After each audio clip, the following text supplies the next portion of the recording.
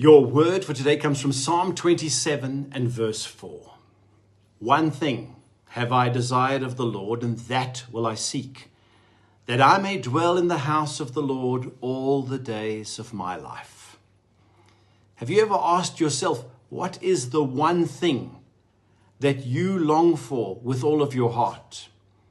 Well, let me encourage you, set your heart on God and pursue more of Him.